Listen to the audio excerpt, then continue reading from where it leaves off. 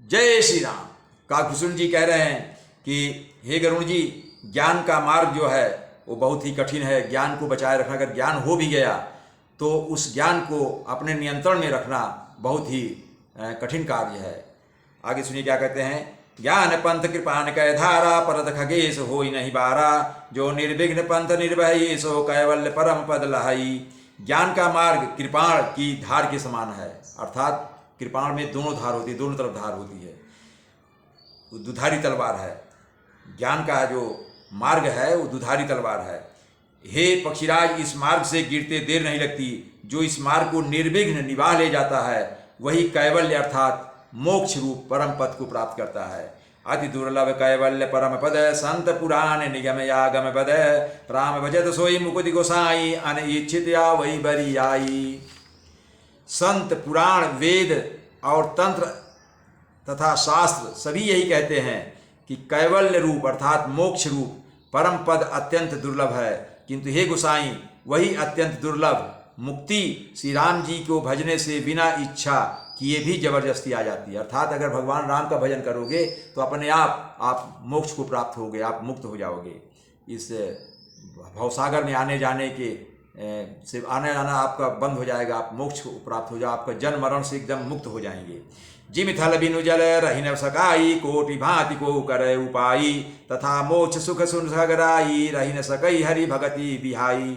जैसे स्थल के बिना जल नहीं रह सकता, अगर जमीन नहीं है, स्थल नहीं है तो पानी हवा में नहीं टिक सकता, उसको धरती पर ही रहना पड़ेगा, धरती पर ही वो टिक सकता है, उसको आधार चाहिए। चाहे कोई करोड़ों प्रकार के उपाय कर ले, लेकिन जल जो है वो धरती पर ही, स्थल पर ही रहेगा। वैसे हे पक्षीराज सुनिए, मोक्ष सुख भी श्री हरि की भक्ति को छोड़कर नहीं रह सकता। अर्थात मोक्ष जो है वो हरिभक्ति के बिना नहीं रह सकता। हरिभक्ति होगी तो अपने आप मोक्ष होगा।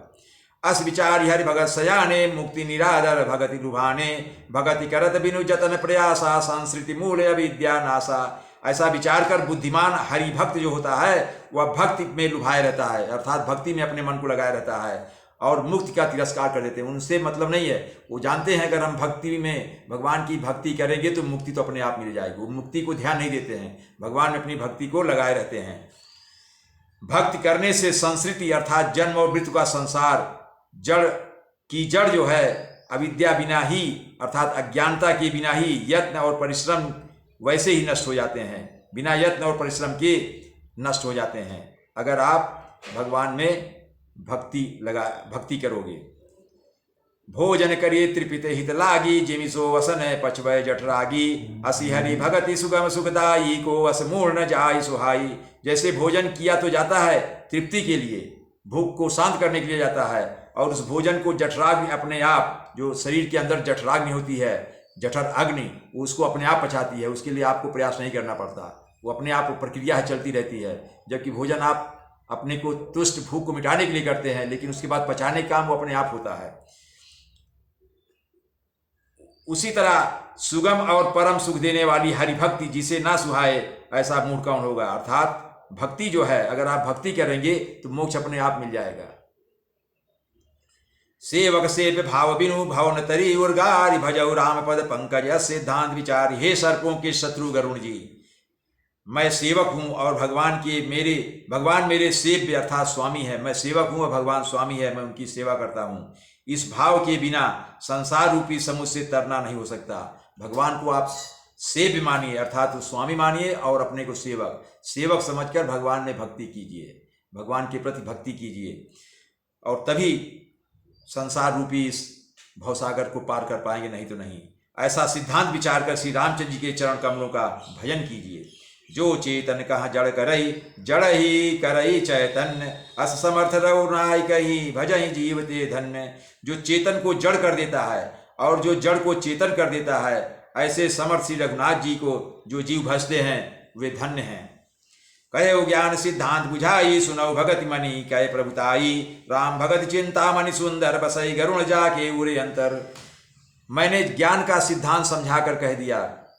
काकभूषण जी कह रहे हैं, हे गरुण जी, मैंने ज्ञान का सिद्धांत समझाकर तुमको कह दिया। अब भक्ति रूपी मणि की प्रभुता सुनिए, अर्थात मणि की महिमा सुनिए। जो भक्ति रूपी मणि है उसका प्रभाव, उसकी महिमा, उसका महत्व सुनिए। श्री राम जी की भक्ति सुंदर चिंतामणि है। हे गरुण जी, यह जिसके हृदय में अंदर बसती है उसके अंदर अपने आप प्रकाश होता है। परम प्रकाश रूप दिन राति नहीं कछु चही दिया घृत बाती, मोह दरिद्र निकट नहीं आवा, लोभ बात नहीं ताई बुझावा। जो व्यक्ति जिसके हृदय में भक्ति रूपी मणि है वह दिन रात अपने आप ही परम प्रकाश रूप रहता है। उसको दीपक, घी और बत्ती कुछ भी नहीं चाहिए। इस प्रकार मणि का एक तो स्वाभाविक प्रकाश रहता है, फिर मोह रूपी दरिद्रता समीप नहीं आती क्योंकि मणि स्वयं धन रूप है, और तीसरे लोभ रूपी हवा उस मणिमय दीपक को बुझा नहीं सकती क्योंकि मणि स्वयं प्रकाशमय है, वह किसी दूसरे की सहायता से नहीं प्रकाश करती। क्योंकि भक्ति रूपी जो मणि है वो अपने आप प्रकाशित है, उसको कोई दीपक, कोई हवा नहीं बुझा सकती है। वह एक ऐसा दीपक है, मणि रूपी भक्ति जो है वह ऐसा दीपक है, उसको कोई हवा नहीं बुझा सकती है। प्रबल विद्या तब मिट जाई, हारहि सकल सलभ समुदायी, खल कामादि निकट नहीं जाही, बसई भगत जाके उर माही। उसके प्रकाश से अर्थात मणि रूपी भक्ति के प्रकाश से अविद्या का प्रबल अंधकार मिट जाता है। विद्या मतलब अज्ञान, अज्ञानता का जो अंधकार है वो मिट जाता है। मद आदि पतंगों का सारा समूह हार जाता है। जिसके हृदय में भक्ति बसती है, काम क्रोध और लोभ आदि दुष्ट तो उसके पास फटकते ही नहीं। गरल सुधा सम अरिहित होई, तेहि मणि बिनु सुख पाव न कोई, व्यापहि मानस रोग न भारी, जिनके बस सब जीव दुखारी।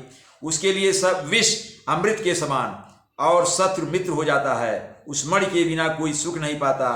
बड़े बड़े मानस रोग जिसके वश होकर सब जीव दुखी हो रहे हैं उसको नहीं व्याप्त। अर्थात जिसके अंदर मणि, भक्ति रूपी मणि है, उसमें किसी भी प्रकार का कोई भी मानसिक रोग या दूसरे का प्रभाव, कुविचार का प्रभाव नहीं पड़ता है।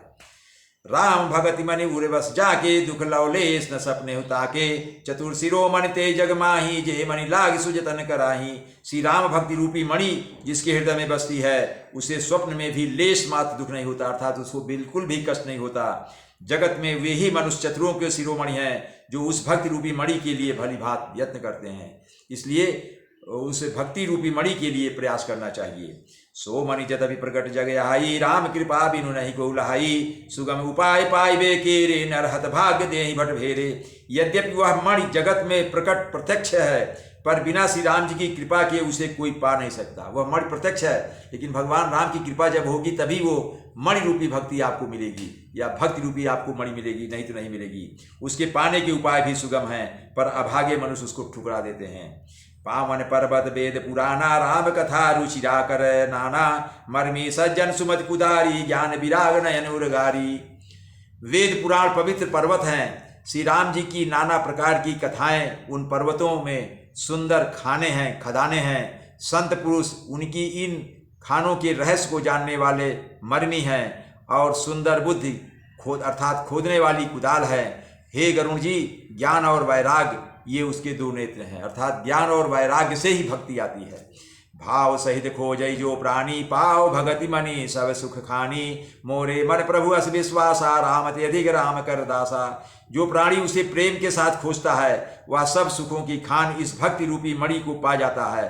हे प्रभु, मेरे मन में तो ऐसा विश्वास है कि श्री राम जी के दास अर्थात के सेवक श्री राम जी से भी बढ़कर है, अर्थात भगवान राम के सेवक राम से भी बढ़कर है। राम सिंधु घन सज्जन धीरा, चंदन तरु हरि संत समीरा, सब कर फल हरि भगत सुहाई, सो बिनु संत न काहू पाई। श्री रामचंद्र जी समुद्र हैं तो धीर संत पुरुष मेघ हैं, श्री हरि चंदन के वृक्ष हैं तो संत पवन हैं। सब साधनों का फल सुंदर हरिभक्ति ही है, उसे संत के बिना किसी ने नहीं पाया। अस विचारी जोई कर सत्संगा, राम भगत ते सुलभ विहंगा। ऐसा विचार कर जो भी संतों का संग करता है, हे गरुण जी, उसके लिए श्री राम जी की भक्ति सुलभ हो जाती है। अगर संतों का संगम होगा तो राम की भक्ति जो है अपने आप सुलभ हो जाएगी, आसानी से मिल जाएगी। ब्रह्म पयो निधि मंदर, ज्ञान संत सूर्याय, कथा सुधा मति काढ़, भगति मधुरता जाय। ब्रह्म अर्थात वेद समुद्र हैं, ज्ञान मंदराचल है, और संत देवता हैं जो उस समुद्र को मथ कर कथा रूपी अमृत निकालते हैं, जिसमें भक्ति रूपी मधुरता बसी रहती है। विरति चर्म यसी ज्ञान मद, लोभ मोह हरिपुमार, जय पाये सो हरि भगति देखु खगेश विचार।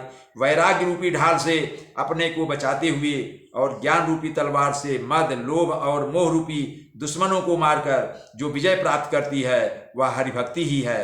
हे पक्षीराज, इसे विचार कर देखो। जय श्री राम।